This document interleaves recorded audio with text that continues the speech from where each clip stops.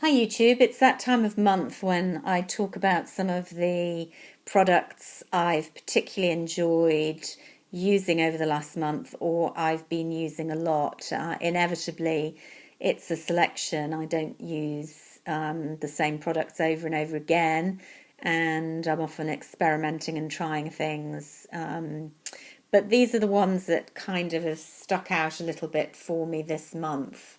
And the first one I want to mention is a new product for me. It's the Josie Moran Argan Oil.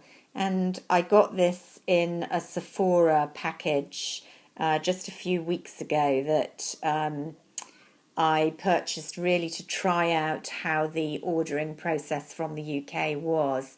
I bought, a specific bag of a number of trial sizes of products, and I've done a video on what was in there as I opened it. And I'm still, some of those products I haven't used at all yet. I'm going to take on holiday with me to use because they're convenient sizes. But this Josie Moran Argan Oil is one that I've tried, and I have primarily been using it not as it's intended to be used, I think, on my face, but on my feet, which may sound a bit bizarre. I do suffer from eczema, bizarrely on my feet, not anywhere else at the moment, and it's incredibly difficult to treat. Steroids work, but I don't want to use those long term.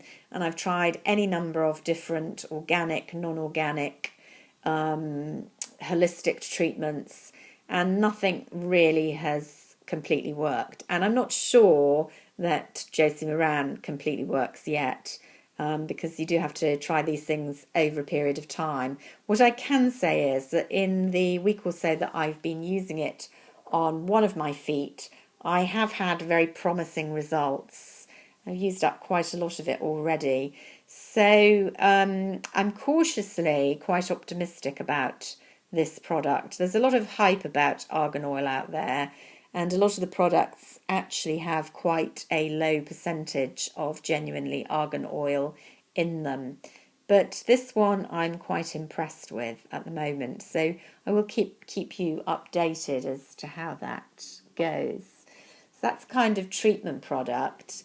Another thing that I've really been enjoying, we've had some good weather really for the first time consistently this year in the UK, here in London, and I've been enjoying more summery light fragrances. Specifically, another product I got in my Sephora haul was this Tocca Stella liquid hand soap.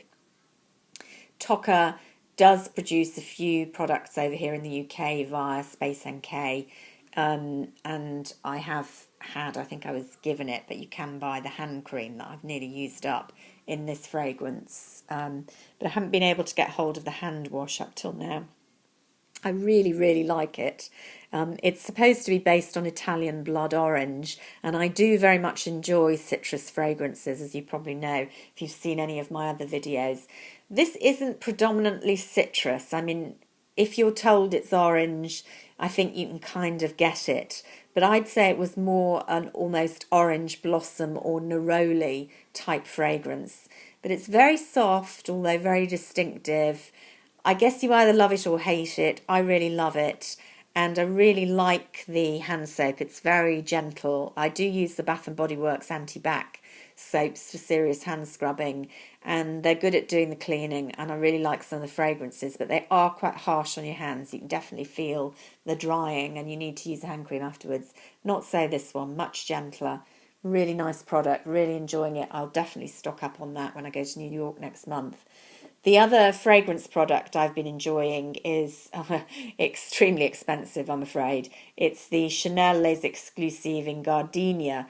Gardenia is one of the older original fragrances, although I think it's been reformulated over the years specifically for Les Exclusives edition, which you can supposedly only get in the Chanel boutiques or at the airport. I got this one on eBay, and it's quite readily available out there. They're horribly expensive. I do like Chanel though. A couple of the fragrances I prefer to this one, but this is a lovely summer fragrance. I'm not generally a huge floral fan, and I think gardenia is really difficult. It has an almost kind, or can have, a very synthetic, overpowering, what I call kind of tuberose. I know that's different from gardenia, but they kind of smell similar to me and overpowering. This one, not so. I know some people don't like it, I suspect because it is much more subtle than some floral fragrances, but I think it really just reeks of long summer evenings. Really, really pretty fragrance. I've been enjoying it this month. On the beauty front, the cosmetic makeup front, I've really been keeping things fairly simple. My skin's not been great, so I've needed a fair degree of coverage, but in a straightforward way. I've talked about this so many times before, but I really do like it. Lingerie Depot BB Beauty Booster gives great long-lasting coverage. Slap that on in the morning. Really evens out my skin tone, protects my skin, looks fairly dewy, and I don't have to do anything later on in the day. Been using that nearly every day, along with another favourite I've talked about, the Maybelline Dream Lumi highlight camouflage. Use this under the eyes. I actually use it camouflaging instead of concealer in other areas. Really, really like it, especially if you brush it out with a little brush. Gives a very flawless look. And then I've been going for a very simple eye. And what I did want to talk about were the Laura Mercier, are they cream eyeshadows? Eye Bright. I don't know what they're specifically called. I think maybe just Eye Bright. No, that's the colour.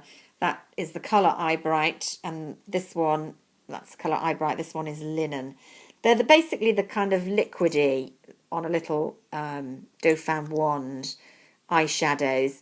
I use them as bases, and I'm surprised they don't get more love as bases, because I actually find them far more effective than the traditional ones that the bloggists love, like the Too Faced eye primer, the NARS eye primer, all of those. I think these beat them hands down. Slap this on.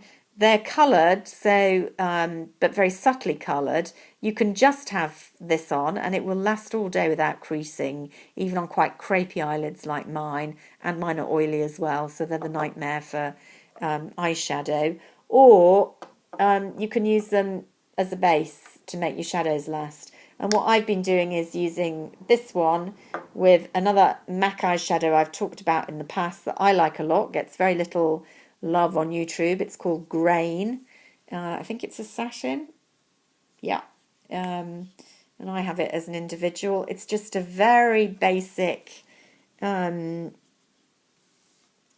of skin toned, really. Your skin, but better. So it just gives you some nice definition and coverage.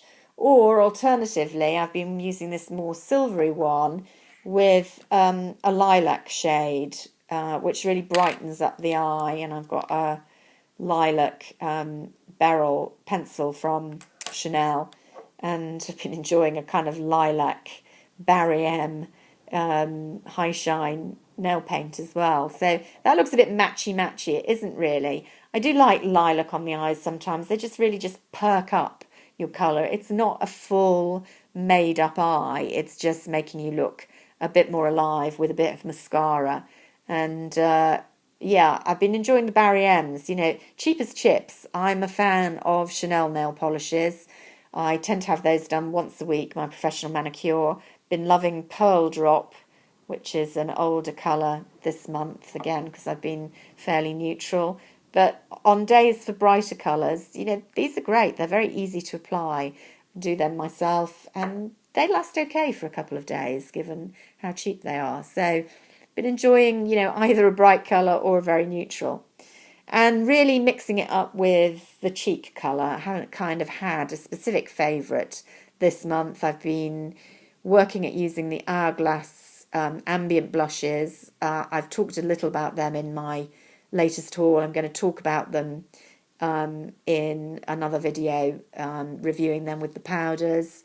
Been using Chanel blushes as well.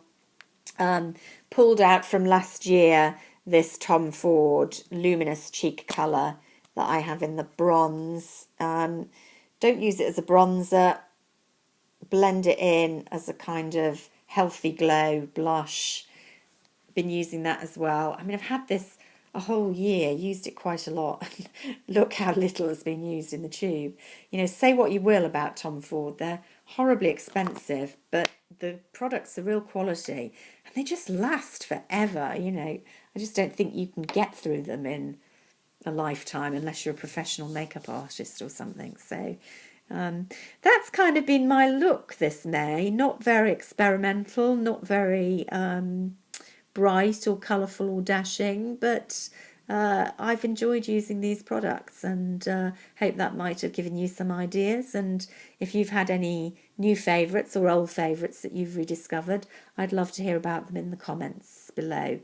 Until next time, bye for now.